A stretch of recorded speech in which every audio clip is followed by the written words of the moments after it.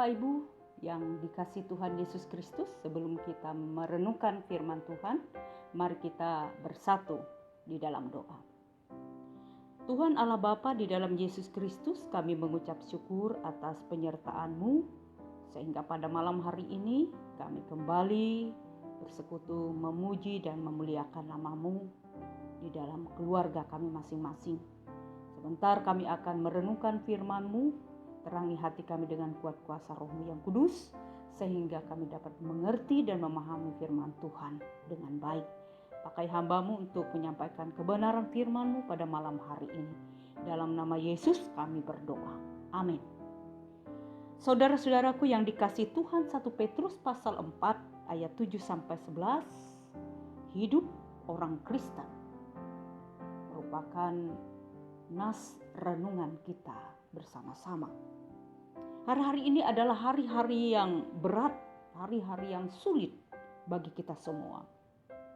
Betapa tidak, karena kita sedang diperhadapkan dengan kondisi hidup yang serba dibatasi.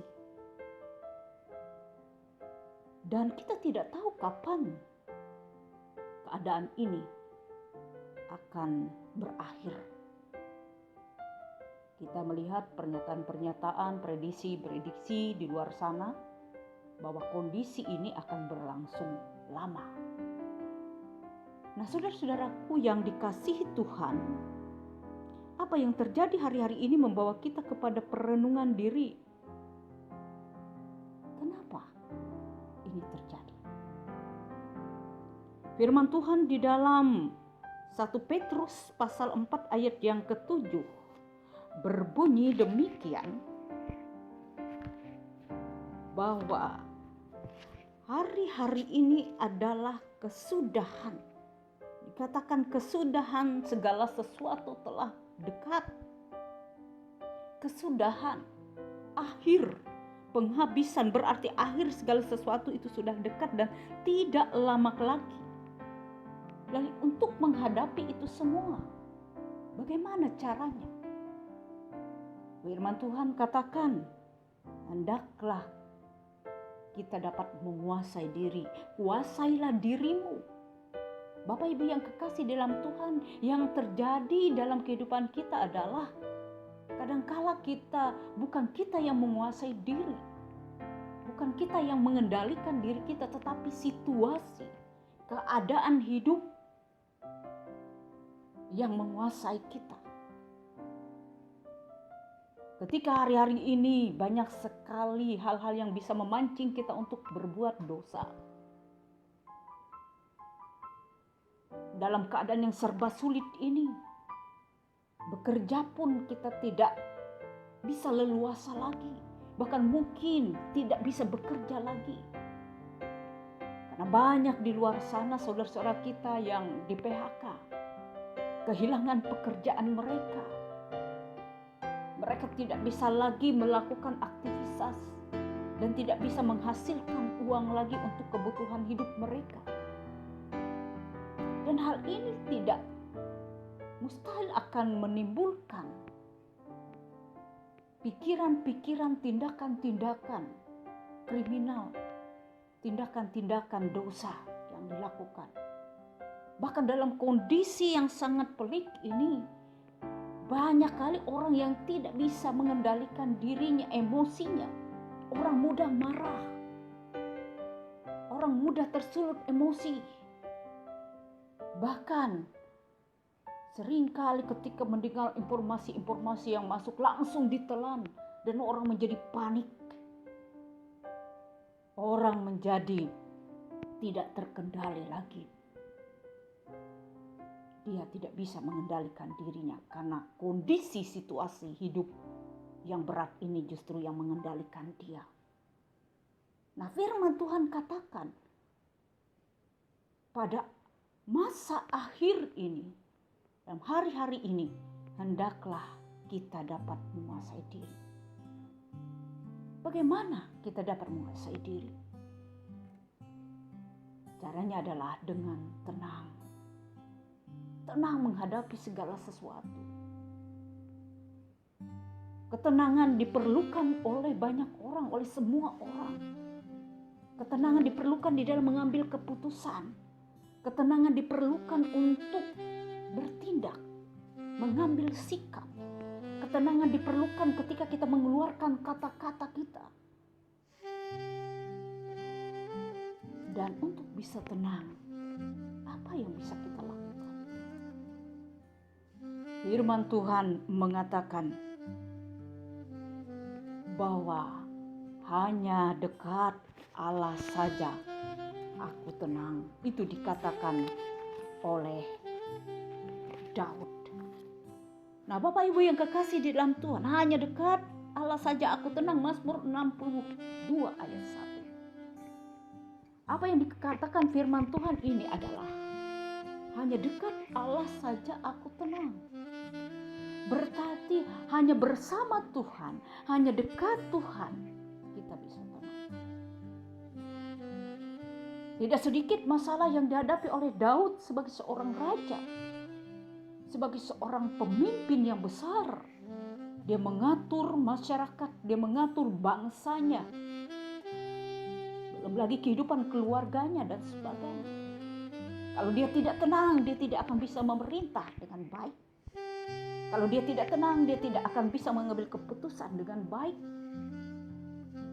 Lalu Daud menemukan sumber ketenangannya. Hanya dekat Allah saja aku tenang. Artinya supaya kita bisa mengendalikan diri kita, supaya kita bisa menguasai diri kita, bukan masalah, bukan pergumulan, bukan hal-hal yang terjadi saat ini yang menguasai kita sehingga kita panik. Tetapi dalam hal ini Bapak Ibu yang kekasih, ketika kita dekat dengan Tuhan, hidup bersama dengan Tuhan, bergaul intim dengan Tuhan, maka bukan masalah itu yang menguasai kita, tetapi kita yang menguasai masalah itu. Tuhan menolong kita, Tuhan ada di dalam kita. Nah, Bapak Ibu yang dikasih dan diberkati oleh Tuhan kita Yesus Kristus, sehingga di dalam ketenangan itu kita bisa datang kepada Tuhan, kita bisa fokus untuk berdoa kepada Tuhan. Kan orang yang dalam keadaan panik, orang yang dalam keadaan kacau, dia tidak akan bisa dengan teduh, dia tidak bisa dengan fokus, dia tidak bisa dengan benar datang kepada Tuhan. Nah, pikirannya terbagi dua, atau mungkin dia ada di hadapan Tuhan, dia ada bersekutu dengan Tuhan, dia berdoa kepada Tuhan, tetapi pikirannya di luar sana. Pikiran mengembara kemana-mana. Dia tidak fokus kepada Tuhan. Sehingga dalam hatinya ketika ia berdoa, mungkin dia berpikir, apakah saya berdoa yang Tuhan akan dengar? Apakah Tuhan itu benar-benar ada? Apakah Tuhan benar-benar menolong saya? Itu yang akan muncul dalam benaknya. Bukan keyakinan, bukan pengharapan, bukan iman, tetapi justru keraguan-raguan. Nah, karena itu sekali lagi dikatakan oleh firman Tuhan, yang pertama adalah kuasailah dirimu. Kuasai dirimu. Sebab ketika kita sudah bisa menguasai diri kita akan bisa tenang.